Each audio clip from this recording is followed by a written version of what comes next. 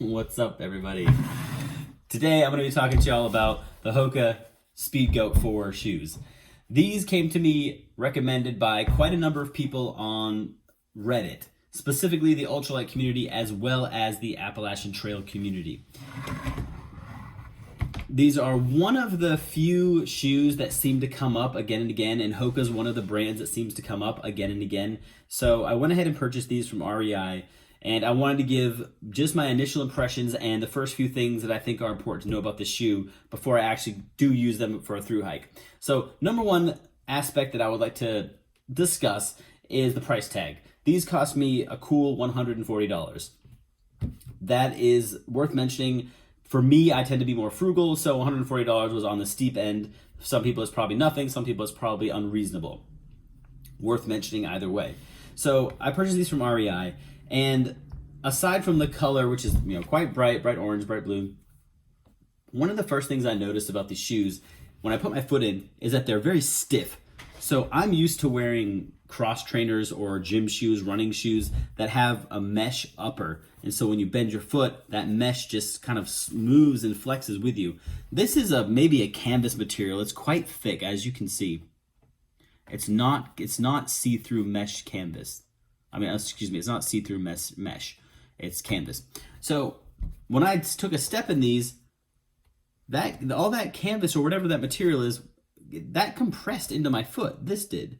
And I was quite disappointed to experience that. So of course I took to Reddit, type on Reddit, and I was, just, hey, has anybody else experienced this? Am I doing something wrong? Did I get the wrong size? What is this? And a lot of people said that crease tends to sort of fade away, or you get used to it by about 30 miles. So I found that to be true. I wore them around my house, I wore them around my shop, and indeed I do not find myself bothered at all by the crease anymore, or maybe it's just softened up enough that it's not relevant anymore. The next part of the shoe that I wanted to discuss is the curve at the toe box. So a normal shoe, which let me show you my house slipper. This is my house slipper. So if I show you this house slipper, you can see that at the toe box there, at the front of the shoe, it's got a little bit of a curve. That's quite normal. If you look at the Hoka Speedgoats, it's got a lot of a curve. Like, your foot is not touching the ground until you take a step forward. For me personally, I found that to be quite beneficial. Basically what it does is it puts your foot on a fulcrum. So if you're reclining back onto your heel, it's pretty solid. And then when you want to take a step forward, it's almost like there's a forward momentum pushing you. And so I don't want to say this for sure, but it feels to me that there's enough of a roll that you actually have a little less effort in each step. And so when you're taking, 2,193 miles worth of steps, that could add up, especially at the end of the day, the end of the week, the end of the month. So that was relevant too. Aside from that, as I've said, I don't have through hiking experience with this.